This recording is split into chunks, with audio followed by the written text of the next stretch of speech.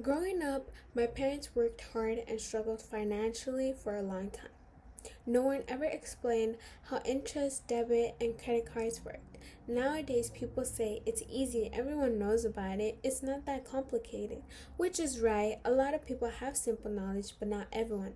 That's when I realized it's not about personal choices and basic knowledge, but it's a cycle of financial illiteracy that's passed down through generations, and schools are doing nothing to break it. I've learned through experience and research how important financial education is, not just for individuals, but for entire communities.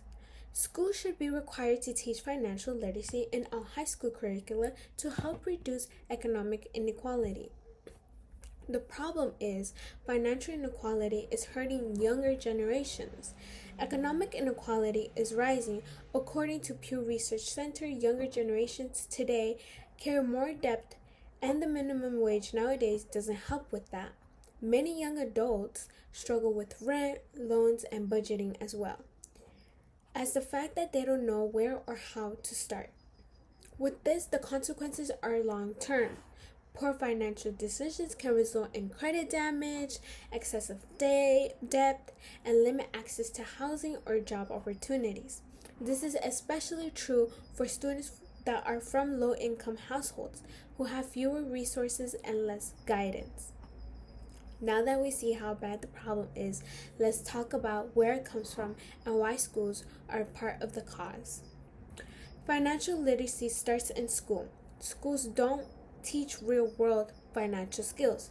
According to Next Gen Personal Finance, only 17 states require a personal finance class for high school graduation. Students graduate without ever learning how to budget, open a bank account, understand credit, or plan for taxes. This gap hits low-income students the hardest. Wealthier students often get financial help or advice from parents, but in low-income households, even parents may not understand how the system works. The result is a cycle where families repeat the same mistakes, but no one ever taught them differently. So if lack of education is the cause, what's the solution? The answer starts in the classroom. The solution requires financial literacy education in all high schools.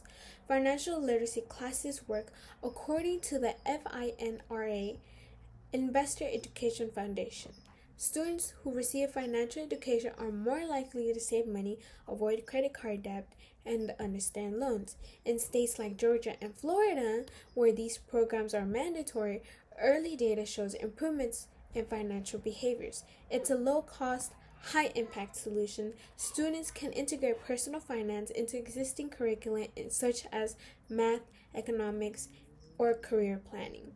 A national policy would ensure every student, regardless of background, leaves school with basic financial knowledge. We've looked at how economic inequality is damaging younger generations' futures. We've seen that a major cause is the failure of schools to provide financial education. And we've discussed a clear practical solution, making financial literacy a mandatory part of every high school curriculum. If we want real quality, we must start with education. Schools should be required to teach financial literacy to prepare every student for real life, not just the privilege.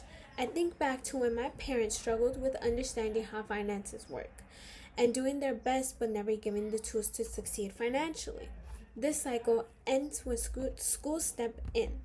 We can't expect young people to figure it out after graduation. We need to prepare them now, in the classroom, with the knowledge they need to make informed decisions. Financial literacy shouldn't be optional, but essential.